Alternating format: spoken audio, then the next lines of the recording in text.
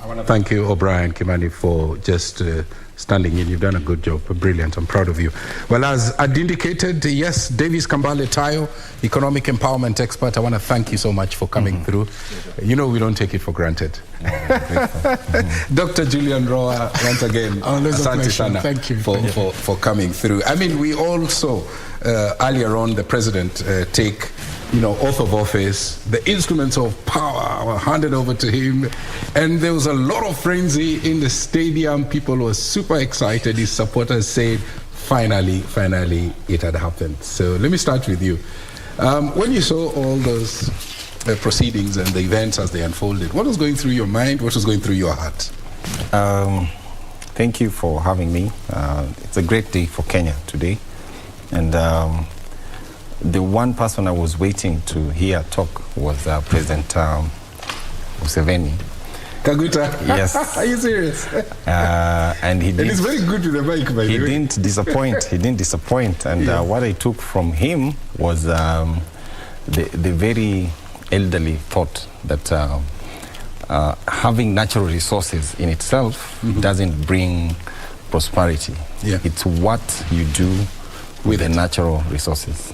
And by luck, that almost became the bedrock of the president's address, because it was heavy on value addition, it was heavy on implementation, it was heavy on making things accessible to the consumer. And so he said, he opened the curtain, so to speak, very well. The second thing that struck me as I listened to the president was, the way Swahilis will say, haya. The Kenya Kwanza manifesto has become a policy document, because the president was starting to implement what he had promised. And he wasn't going to wait a day longer. He has done things even today. For a moment I thought, we have a president who has been in government, but a bit constrained. Now he's in charge. It almost feels like he knows what he needs to do, what needs to be done, and he's going after it, and he's wasting no minute, no effort to do it. And so I'm personally very optimistic. We have one of the youngest presidents we've ever had, a God-fearing president, and a PhD for that matter. So we, as a country, I think we are in for a good ride. For a good ride, yeah. Daktari, yes. And it's not the PhD for pull him down, or pull her down. But for you, when you watched that moment, finally, somebody who starts off selling chicken, being sworn into office as the 5th president of the Republic of Kenya, what was going through your mind? What was going through your heart? Tom, like him, don't like him, he's made a powerful statement. That if you're so focused on what you want to achieve for yourself, and you sustain the discipline that goes with it, the sacrifices that goes with it, you will succeed. Against all odds, and I say all odds because if you listen to his speech today, you can tell that the challenge that he was facing was hurtling, really huge. But he surmounted that, and he still succeeded.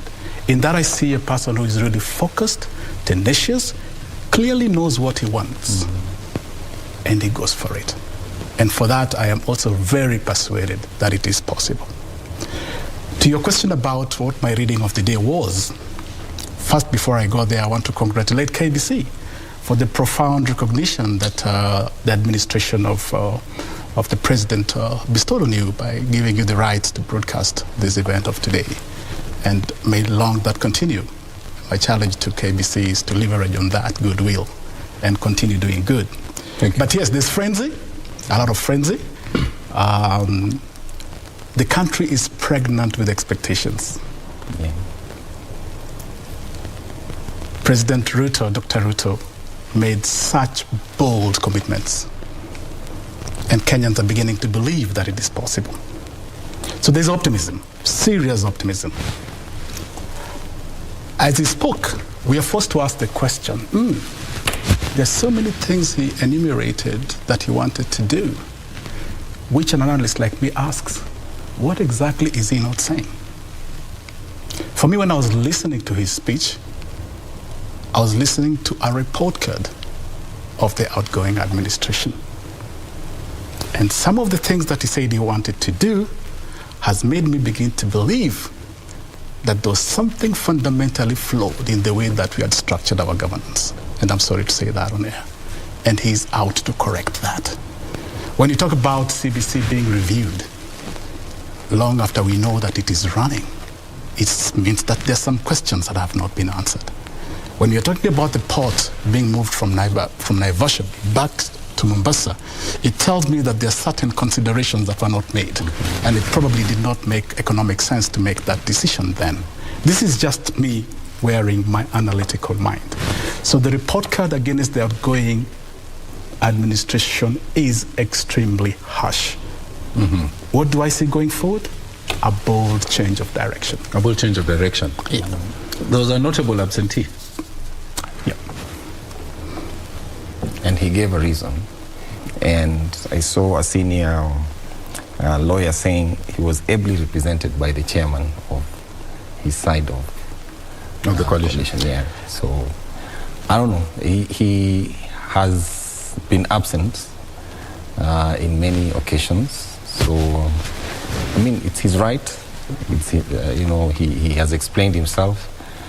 He thinks the result of the election was indeterminate. And he says he will talk more when he comes. So I think we just have to wait and see. But I can't fail to mention the tyranny of foreign dignitaries and heads of state who attended. There were quite a number, and that's a statement again from the continent that we have a leader who even the outside world believes in, and we really need to just, be over and done with the election period and get to work. You could see what Shangazi wa Africa alisema. The Eastern Africa countries are very proud and grateful to Kenya for having kept peace, because we are the center of many commercial transactions, and any instability in this country would have affected the region. Yeah. I'll tell you why I asked that, because I know it's clear in the conscience of the nation that the president has the daunting task of bringing the nation together. And it requires goodwill across board. True. Okay? I think on the president's side, even in his speech, he was very magnanimous. He referred to the prime minister as his friend. So I think he has stretched his hand. So what we're waiting to see if the hand will be stretched from the other side. Yes, yeah. You wanted to make a comment? Yeah, it's a good question that you ask. And I'm just appreciating the sensitivities around his demeanor right now. It's a tough blow to take. Having tried it a couple of times, when you really thought you had it, and then you lose it, that can be painful. So I imagine that the Right Honorable Prime Minister may just need some time out, just to recollect himself and rediscover himself before he can come back and begin again, the process of engaging in the development of the country. Being a football fan, I'm reminded of, if you remember, Manchester United playing Sunderland. I can't remember this season. And they were winning the Premier League by, I think, just a point, until Manchester City took up the title with just 2 or so minutes to the end of a game against Queen's Park Rangers. And they took the title.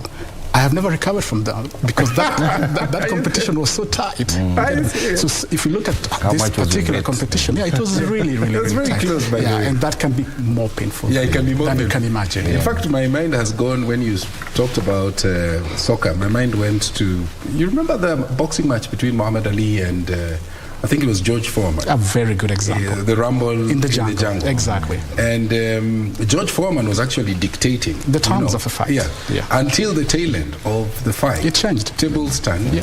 And he tumbled and stumbled on the weight of Mohammed's punches. And this is what George said. Yeah. All right? Yeah. That Mohammed had the opportunity to throw in the killer punch while he was falling. Exactly. But he didn't. Yeah.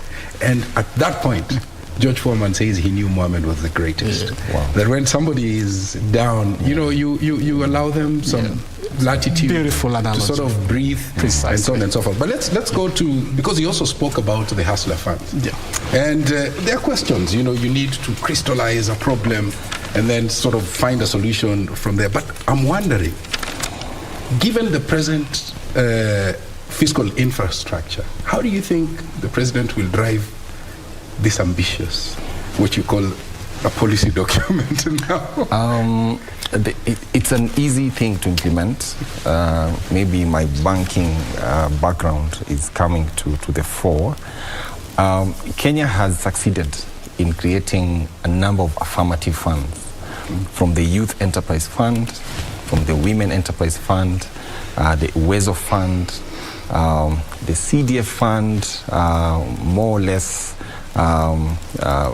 geared towards supporting national government, projects and all that. But the idea of an affirmative fund is to address a deficiency within the funding stream, which the mainstream funding mechanisms like commercial banks don't want to touch. And if you look at the myriad of challenges facing SMEs and the youth in terms of accessing credit, it's all about the risk they want to undertake. Okay. So the Hustler Fund is coming in to bridge that risk. So we have a script to learn from. The failures or the successes of the Youth Fund, Women's Fund, and all the other funds. Yeah. But the key thing about the Hustler Fund is that it will be anchored to address the cost of credit, because the president was very articulate in saying how the young, the small traders are paying, interest in thousands of percentage points compared to the corporates who are paying even sub-10 levels of credit. Number two, he has also indicated how it's going to be implemented. He's mentioned the creation of a Ministry of Cooperatives and SMEs. So for me, that is the broad implementation platform. If I may take you to class a bit, when especially you look at for the viewer who is for the somewhere viewer, in a far-flung area. in the financial mediation structure, you have the commercial banks who are deposit takers, and most of them are owned by investors. You have the rich putting in money and forming banks. Then on this other side, you have the SACCOs, the cooperatives, as we call them. These are formed by members, and we save to create the SACCOs. So the Hustler Fund seems like a fund which will be implemented through the cooperatives. And you see now you're going to the people who actually need the money, and you're working with their institutions. You may want to call these a demand-driven institutions. Okay. Here you have investors who are investing into the financial sector. Here you have consumers who are coming together, forming chamas, forming SACCOs, forming self-help groups, and pooling funds. Now these funds are not sufficient. So the Hustler Fund is coming to boost the ability of these funds to support trade and investment amongst the SMEs. So there's hope. There's hope. The implementation framework is there. If the ministry is created, it gives it a very strong legal framework, because it will have its own budget. The Hustler Fund will have somewhere to sit, and the implementation will start. Listening to him, do you envy the presidency? I don't envy him at all.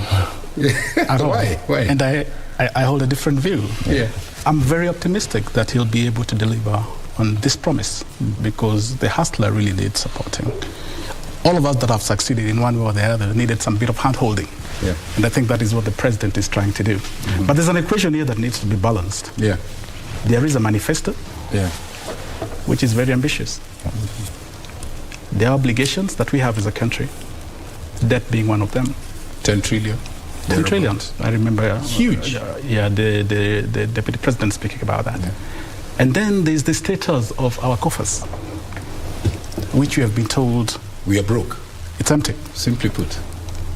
That equation, how you balance it becomes another very difficult task. I remember the president saying, we have to stop digging. So if you stop digging, then what is the source of your funding? So that speaks to the model that he wants to do. I like what David has said. It's in support of, but it is still money that you need. How is that model to work? That still remains a fundamental question, and in the coming weeks, I'll be very eager to see how the president has done what has structured that. Absolutely. What I don't want to see as a Kenyan is a situation where you take from Peter so that you can hand over to Paul. Yeah. I would have a problem with that because that raises the issue of sustainability of that fund. Anything we do today should live beyond the tenure of the presidency. That would be my take. That would be your take. Yeah. You want to throw in something, or I go to the question I want to ask about CBC? Let me link something critical which he said also. Yeah. The payment of pending bills. You see, in any economy, you must have an inlet of funds. And when government spends and pays in time, it's infusing funds into the economy. Yeah. So there's that tap which is closed now, and there's a promise to unlock it. Yeah. If that happens within this year, I can assure you there'll be some circulation, big circulation triggered within the economy, and that will really help to release liquidity to the SMEs. Yeah. But the most important thing that it will do is that it will create faith in government debt, almost like making the lenders now ready to support SMEs who are working with government. Because right now, if you get a tender from government, banks will be, not very willing to support you because they know if they'll finance you, you will perform, but you will not be paid. Yeah. So if the government redeems itself and starts paying that debt, it will even attract support from the private sector. From the private sector. To the SMEs. Yeah. And that will even, it will be a hustler fund now from private sector. But let me ask you this, because you're still on finance. Yes. He also talked about subsidy, the subsidy interventions not being sustainable in the long run. Yes. And you get a feeling that, if he removes that, then what is the impact on issues like fuel? I know you drove down here. The cost of living. Yeah, the cost of living. I'm waiting. He has given indications as to what he will do in the food sector by addressing the production side. Yeah. Because again, if you don't do anything on the production side, then you have to intervene at the point of consumption. And that's why you bring subsidies to reduce the prices. Okay. So in sorting out production, the prices of commodities will certainly go down. So it's a bottom-up, the way he speaks. But for fuel, there is a problem which we really need to be open-minded. Our neighbors here, Uganda, are building a refinery. It's going to cost them $4 billion. That's almost 480 billion shillings.